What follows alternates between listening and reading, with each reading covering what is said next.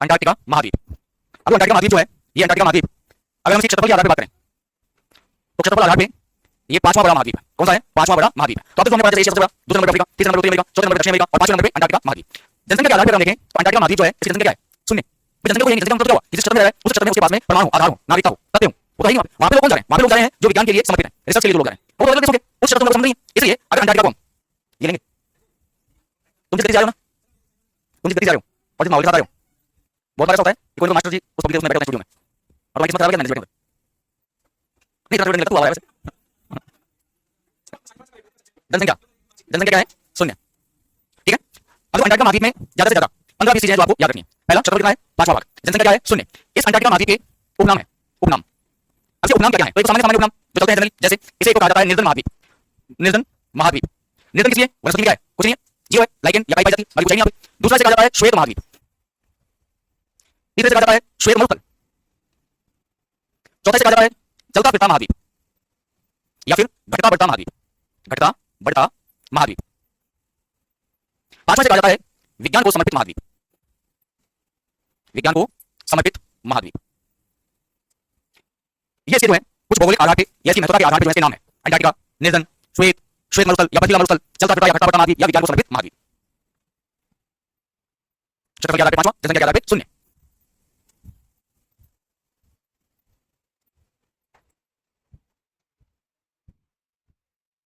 आइए अब देखो, एक ऐसा व्यक्ति जिसने ब्रह्मांड उत्पत्ति व सौरमंडल के अध्ययन में योगदान दिया, उस व्यक्ति का नाम है टालमी। यूनान का है। टालमी जो है, इस टालमी महोदय के द्वारा ये जो अंटार्कटिका महाद्वीप है, इसके लिए पहला नामकरण उल्लेख किया गया। तो लिखना, टालमी के द्वारा इस महाद्वीप को टेरा इंका गानिटा नाम दिया गया। टेरा इंका गानिटा नाम दिया गया। तो अंटार्कटिका महाद्वीप को टेरा इंका गानिटा ये नाम किसके द्वारा दिया गया है? टालमी महोदय के द्वारा दिया गया है। अगर किसी महाद्वीप है तो उस महाद्वीप को किसी न किसी व्यक्तित्व के द्वारा पता लगाने का प्रयास किया गया। कई देश भी ऐसे हैं जिनको कुछ लोगों के द्वारा पहचाना गया है। अब ऐसा नहीं है कि वो वहां थे नहीं, वो देश वहां थे, मौजूद थे वो क्षेत्र, लेकिन उनसे लोग अनभिज्ञ थे, परिचित नहीं थे। अब ये एक ऐसा निर्जन क्षेत्र जहां कुछ नहीं है, बस यहाँ पे हिमपात होता है, यहाँ पे बर्फ है, तो एक विशाल शीत मरुस्थल जो लाखों वर्ग किलोमीटर के तादाद में फैला हुआ है, ना वहां पीने की व्यवस्था, ना वहां जीवन यापन की अनुकूल परिस्थितियां, कुछ भी नहीं है वहां पे। ऐसे निर्जन क्षेत्र को ढूंढने का प्रयास किसी व्यक्ति के द्वारा सबसे पहले किया गया, उसका नाम था जेम्स कुक। जब आप ऑस्ट्रेलिया पढ़ते हो, जब आप न्यूजीलैंड पढ़ते हो, जब आप अंटार्कटिका पढ़ते हो, तो वहां पे एक कॉमन नाम मिलेगा आपको, जेम्स कुक। और न्यूजीलैंड में तो आपको इसके नाम की उत्तरी न्यूजीलैंड और दक्षिणी न्यूजीलैंड के मध्य कुक जल संधि मिलेगी इसी के नाम पे। तो जेम्स कुक ये व्यक्ति है, इनके लिए नए क्षेत्रों की खोज में, और 1773 के अंदर 1773 में इस क्षेत्र को खोजा, अंटार्कटिका को खोजा। क्योंकि कोई सभ्यता नहीं, कोई मानव नहीं, जीव के नाम पे पेंगुइन, सील मछलियां, खाने के नाम पे लाइकेन, काई, बाकी कुछ नहीं। तो ऐसे नितांत निर्जन क्षेत्र को खोजने का प्रयास या जिस व्यक्ति के द्वारा इसे खोजा गया सबसे पहले, आज वर्तमान भूगोल में इसे दृष्टांत में लाने वाला कोई व्यक्ति है, उस व्यक्ति का नाम क्या है? James cook. लिखना, जेम्स कुक अंटार्कटिका की मुख्य भूमि पर नहीं पहुंच पाया। जेम्स कुक अंटार्कटिका की मुख्य भूमि पर नहीं पहुंच पाया, अंटार्कटिका की मुख्य भूमि पर नहीं पहुंच पाया। तो कौन व्यक्तित्व है जिसने ऐसी हिम्मत की? तो एक व्यक्तित्व है जिसका नाम है Fabian William Sosen. Fabian William Sosen. इसे जहाज का नाम था वोस्टॉक जहाज। तो फेबियन विलियम सोसेन वोस्टॉक जहाज के द्वारा इस महाद्वीप पे 1820 में पहुंचने वाला प्रथम व्यक्ति था, पहला व्यक्ति जिसने इस धरती के ऊपर कदम रखा, इसमें अंटार्कटिका की धरती पे। इसको अगर आप देखोगे तो यह है दक्षिण ध्रुव। इस दक्षिण ध्रुव के चारों ओर इस प्रकार से ये बना हुआ है, यह आपका अंटार्कटिका। इसका बुझा वाला जो भाग है यही कभी कभी जो है बर्फ से मुक्त होता है, और जब ये बुझा वाला भाग कभी कभी बर्फ से मुक्त होता है तो इसका स्वरूप लगभग गोलाकार होता है। तो इस महाद्वीप को अगर हम घटता बढ़ता महाद्वीप कहते हैं, चलता फिरता महाद्वीप कहते हैं, उसका कारण क्या है? इसके स्वरूप में परिवर्तन होता है। तो कई बार प्रश्न ये पूछा जाता है कि दक्षिणी ध्रुव के चारों ओर विस्तृत जो महाद्वीप है उस महाद्वीप का नाम क्या है? तो उस महाद्वीप का नाम क्या है? अंटार्कटिका। और जो दक्षिणी ध्रुव है ये किस महाद्वीप में उपस्थित है? अंटार्कटिका में। तो लिखना, दक्षिणी ध्रुव के चारों ओर विस्तृत महाद्वीप अंटार्कटिका है। चारों ओर विस्तृत महाद्वीप अंटार्कटिका है। अब ये व्यक्ति कहां पहुंचा है? ये अंटार्कटिका पहुंचा है, लेकिन अंटार्कटिका में और गहरे जाने के क्या प्राप्त होता है? दक्षिणी ध्रुव। अब दक्षिणी ध्रुव पे पहुंचने वाला पहला व्यक्ति, उसका नाम है एमंडसन जो है ये था नॉर्वे का निवासी। 1911 में दक्षिणी ध्रुव पे पहुंचने वाला, नॉर्थ पोल साउथ पोल, तो दक्षिणी ध्रुव आपका, साउथ पोल जो है आपका, दक्षिणी ध्रुव पर पहुंचने वाला प्रथम व्यक्ति चार व्यक्तियों के नाम आ गए टालमी का, पहला इंका का नाम दिया उसने, जेम्स कुक जिसने इसे खोजने का प्रयास किया, तीसरा फेबियन विलियम सॉसेन जिसने अंटार्कटिका पे कदम रखा, पहुंचने वाला पहला व्यक्ति। लेकिन अंटार्कटिका के भी पिछले भाग पे सेंटर पॉइंट पर पहुंचने वाला पहला व्यक्ति कौन है?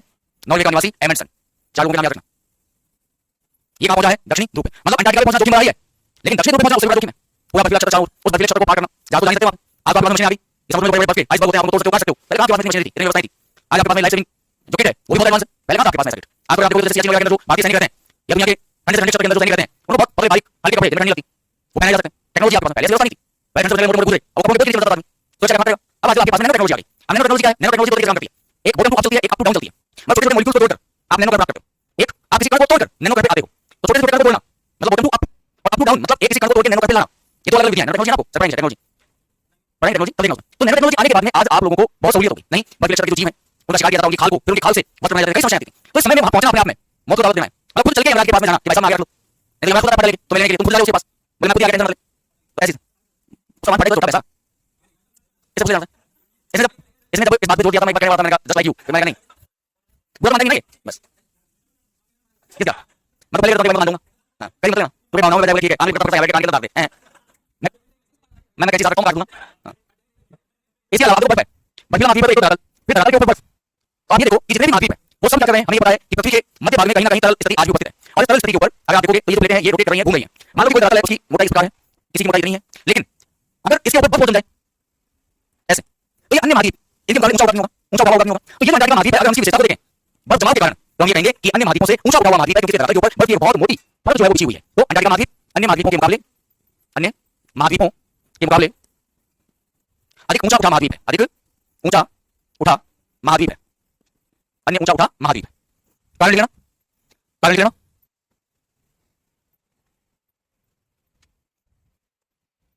अन्य महाद्वीपों के मुकाबले ऊंचा उठा महाद्वीप है, कारण लिख लेना। इसका 98% 98% भाग, इसका 98% भाग हमेशा बर्फ से ढका रहता है, हमेशा बर्फ से ढका रहता है। अगर 98% भाग बर्फ से ढका हुआ है और हम जानते हैं कि वर्ष में एक समय ऐसा आता है कि सूर्य या उत्तरायण की स्थिति में होता है या दक्षिणायन की स्थिति में होता है। उत्तरायण की स्थिति में होगा 21 जून को सूर्य का रेखा पे लंबवत चमकेगा, उस स्थिति में होगा उत्तरी ध्रुव में 6 महीने के दिन 6 महीने की रात होंगे। जब 22 दिसंबर की बात आएगी तो मकर रेखा पे दक्षिण ध्रुव पे सूर्य लंबवत होगा, मतलब दक्षिणायन है, उस समय दक्षिण ध्रुव पे 6 महीने के दिन 6 महीने की रात होंगे। तो जब सूर्य का प्रकाश वहां पहुंचेगा तो क्या पिघलेगी नहीं, पिघलेगी लेकिन पूरी नहीं पिघल पाएगी क्योंकि सूर्य का प्रकाश सीधा नहीं मिलेगा, प्रकाश मिलेगा लेकिन कुछ भाग मिलेगा, वो किस मिलेगा, तो जिस क्षेत्र मिलेगा उसी क्षेत्र का कुछ भाग जो है वहां पर पिघलेगी। तो 98% भाग हमेशा बर्फ से ढका होता है, ढका होता है, जिसमें से कुछ हिस्सा पिघलता है वर्ष में कुछ समय के लिए, कुछ समय के लिए। इसके कारण इसे गतिशील महाद्वीप कहा जाता है। क्या कहते हैं इसको? गतिशील महाद्वीप। इसके कारण इसे क्या कहा जाता है? गतिशील महाद्वीप जो है वो कहा जाता है।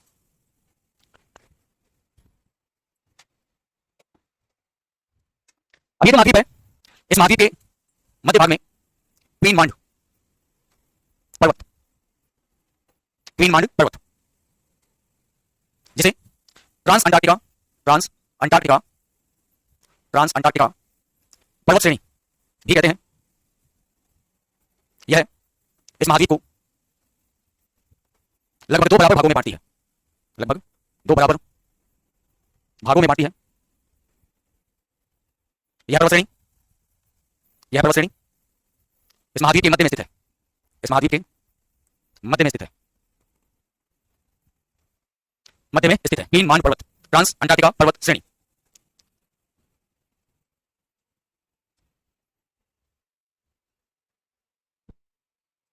अगर हम इसको थोड़ा सा चित्र के माध्यम से देखें तो ऐसे दक्षिण ध्रुव, मुंह बंद कर लेने को मुंह में आ जाएगा।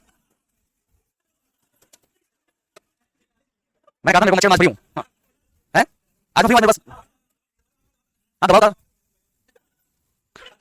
तुझे कैसे पता, तूने कब फील किया? तो तुझे क्या पता उसको दबाव फील हो रहा है? नहीं वो कहावत है ना कि जिसके काटा चुभता है तो उसी को महसूस होता है। तो भावनाओं में बह गया, मुझे तो नहीं पता, तुझे कैसे पता? फ्री का मतलब ये तो खाली मतलब एक चीज से भी होता है। मामा एक बंदे बोलता था मैं हर कैसे हूं फिर देखिए सारी चीजें क्या मतलब है। देख सोच सुना कि एक लोहा की एक डायलॉग बहुत भारी होगा, शर्मिंदा हो जाएगा, कोई मतलब नहीं है। हां याद है इस पड़ोसी समझदार से बता दिया, समझ रहा। यहां पे आप देखोगे ये जो बीच में से जा रही है एक पर्वत की श्रृंखला, इसका नाम क्या है? इसका नाम है क्वीनलैंड पर्वत श्रेणी, जिसे ट्रांस अंटार्कटिका पर्वत श्रेणी कहा जाता है। इसी में आप देखोगे तो इसकी जो एक परिधीय स्थिति है, इस परिधीय स्थिति में एक और पर्वत श्रेणी स्थित है जहां पे इस महाद्वीप की सबसे ऊंची चोटी है, और यहां ये जो सबसे ऊंची चोटी है इस महाद्वीप की, इसका नाम है विंसन मैसिफ। विंसन मैसिफ चोटी, विंसन मैसिफ चोटी क्या है? ये इस महाद्वीप की सबसे ऊंची चोटी, इस महाद्वीप की सबसे ऊंची चोटी, विंसन मैसिफ चोटी, इस महाद्वीप की सबसे ऊंची चोटी। और ये जो पर्वत श्रृंखला है, इस पर्वत श्रृंखला का नाम क्या है? इसका नाम है एल्सबर्थ, एल्सबर्थ पर्वत श्रेणी, एल्सबर्थ पर्वत श्रेणी, एल्सबर्थ पर्वत श्रेणी, एल्सबर्थ पर्वत श्रेणी। विल्सन मैसिफ अंटार्कटिका महाद्वीप की सबसे ऊंची चोटी किस पर्वत श्रेणी में स्थित है? एल्सबर्थ पर्वत श्रेणी में, जो कि इस महाद्वीप के तटीय क्षेत्रों में स्थित है, जबकि इस महाद्वीप के बिल्कुल मध्य से निकलने वाली या लगभग मध्य भाग से निकलने वाली जो इस महाद्वीप को दो भागों में बांटती है, उसका नाम है ट्रांस अंटार्कटिका पर्वत श्रेणी या ग्रीनलैंड पर्वत श्रेणी। अब लिखा हुआ है कि ऐसा महाद्वीप जिसमें एक भी ज्वालामुखी नहीं है, अंटार्कटिका, ये लिखा होता है, लेकिन ऐसा नहीं है।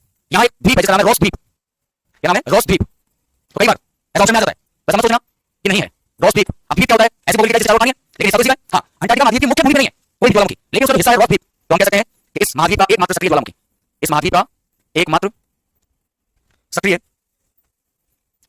ज्वालामुखी रॉस द्वीप, अंटार्कटिका महाद्वीप का एकमात्र सक्रिय ज्वालामुखी। रॉस द्वीप इस महाद्वीप का एकमात्र सक्रिय ज्वालामुखी। और जहां ये स्थित है उस स्थान को क्या कहा जाता है? उस स्थान को कहा जाता है माउंट एरेबस। माउंट एरेबस, वो जो स्वरूप बना हुआ है जहां पे सक्रिय ज्वालामुखी उपस्थित है, उस जगह को क्या कहा जाता है? Mount Erebus. Mount Erebus, mount Erebus, note कर लेना। इस महाद्वीप के चारों ओर हिंद महासागर, इस महाद्वीप के चारों ओर हिंद महासागर, प्रशांत महासागर, हिंद महासागर, प्रशांत महासागर, आर्कटिक महासागर, आर्कटिक सॉरी अंटार्कटिक महासागर, हिंद महासागर, प्रशांत महासागर, अंटार्कटिक महासागर और अंटार्कटिका महासागर उपस्थित है। अंटार्कटिका महासागर उपस्थित है। अभी जगह जिसका नाम है लैम्बर्ट। लैम्बर्ट, ये लैम्बर्ट जो है ये विश्व का सबसे बड़ा ग्लेशियर है, विश्व का सबसे बड़ा ग्लेशियर, सबसे बड़ा ग्लेशियर कहां स्थित है? अंटार्कटिका में, क्योंकि पूरा ही बर्फीला है तो यही होना है अंटार्कटिका में। तो लैम्बर्ट क्या है? सबसे बड़ा ग्लेशियर किसका? विश्व का। किस महाद्वीप स्थित है? अंटार्कटिका में। भारत का सबसे बड़ा ग्लेशियर सियाचिन, वैसे ही विश्व का सबसे बड़ा ग्लेशियर जिसका नाम क्या है? लैम्बर्ट, विश्व का सबसे बड़ा ग्लेशियर।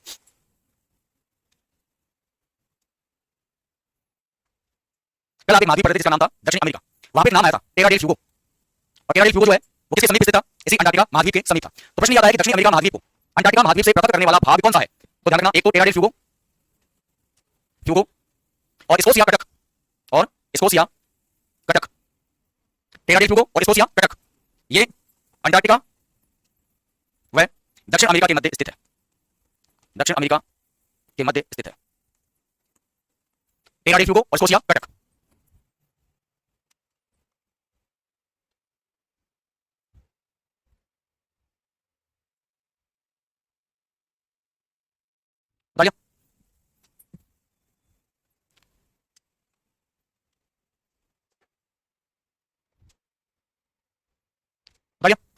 अब कुछ विवादित चीजें भी यहाँ पे हैं, जैसे हालांकि बर्फीले क्षेत्रों में कुछ होता नहीं है लेकिन फिर भी, जैसे लाइकेन और मॉस, लाइकेन और मॉस ये क्या है? वनस्पति, ये पाई जाती है यहाँ पे।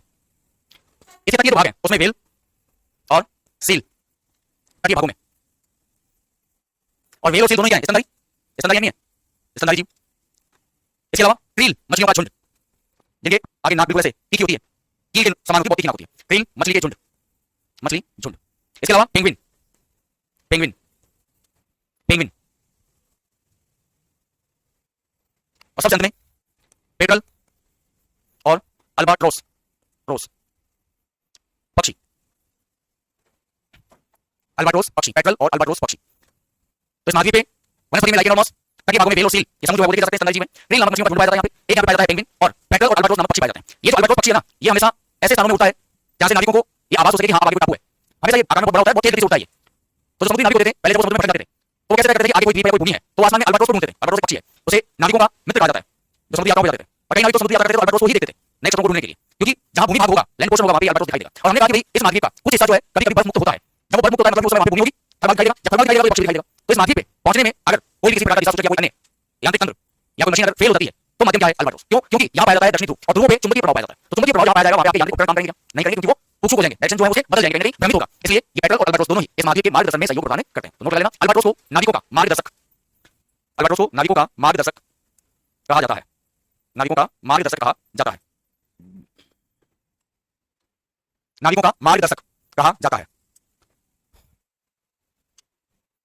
अब भारत के संदर्भ में दो तीन चीजें तुमको याद रखनी है, जैसे अंटार्कटिका पे पहुंचने वाला पहला भारतीय व्यक्ति, अंटार्कटिका पर पहुंचने वाले प्रथम भारतीय, इनका नाम है रामचरण जी। क्या नाम है? रामचरण जी। दक्षिण ध्रुव पे पहुंचने वाला पहला भारतीय, दक्षिण ध्रुव पर पहुंचने वाले प्रथम भारतीय, इनका नाम है गिरिराज सिरोही। गिरिराज सिरोही। अंटार्कटिका पे पहुंचने वाले पहले भारतीय रामचरण जी, दक्षिण ध्रुव पे पहुंचने वाले पहले व्यक्ति गिरिराज सिरोही।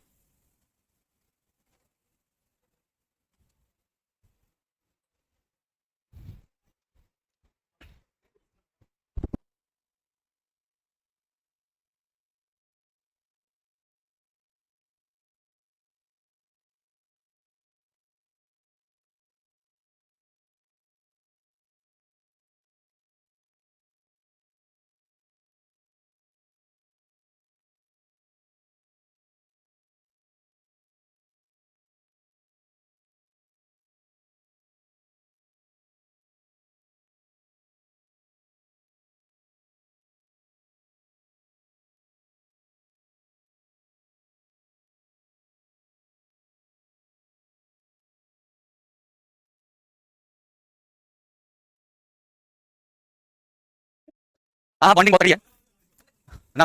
आगे नाम कहूंगा, 4 लाइन बची है। 1981 में एक वैज्ञानिक दल गया था इस महाद्वीप पे, भारत की ओर से। प्रथम वैज्ञानिक दल किसका? भारत का। इसके जो अध्यक्ष थे या नेतृत्व करता थे, मुखिया थे, उनका नाम था एस जेड कासिम। और अगर आपसे पूछा जाए कि इस महाद्वीप पे भारत की ओर से जो वैज्ञानिक प्रयोगशाला, जो शोधशाला स्थापित की गई, तो वो पहली कौन सी थी? क्योंकि यहाँ पे 3 वैज्ञानिक शोधशालाएं हैं, दक्षिण गंगोत्री, मैत्री और भारती। ये तीनों क्या है? तीनों भारत की वैज्ञानिक शोध केंद्र है। वैज्ञानिक शोध केंद्र पहला कौन सा है? अंटार्कटिका महाद्वीप पे भारत की ओर से 3 वैज्ञानिक प्रयोगशालाएं स्थापित की गई हैं। इन 3 वैज्ञानिक प्रयोगशालाओं में से पहली प्रयोगशाला जो विज्ञान को समर्पित है, उसका नाम क्या है? क्या नाम है उसका? पहली का ये लाइन सही है? पहली, दूसरी, तीसरी? ये पहली है, ये दूसरी है, ये तीसरी है। एक बार क्रम देते हैं, पहली, दूसरी, तीसरी कौन सी है? नवीनतम कौन सी है? भारती। पहली कौन सी है? दक्षिण गंगोत्री। अब दक्षिण गंगोत्री जो कर दिया गया विज्ञान का। लास्ट लाइन लिखो फटाफट। इस महाद्वीप में 9 देशों के स्थायी संस्थान उपस्थित हैं। स्थायी शोध संस्थान उपस्थित हैं, जिनमें से भारत एक है। 2012 में हाँ, इसी में 2012 में भारत के द्वारा स्थापित भारती नामक संस्थान लॉसमैन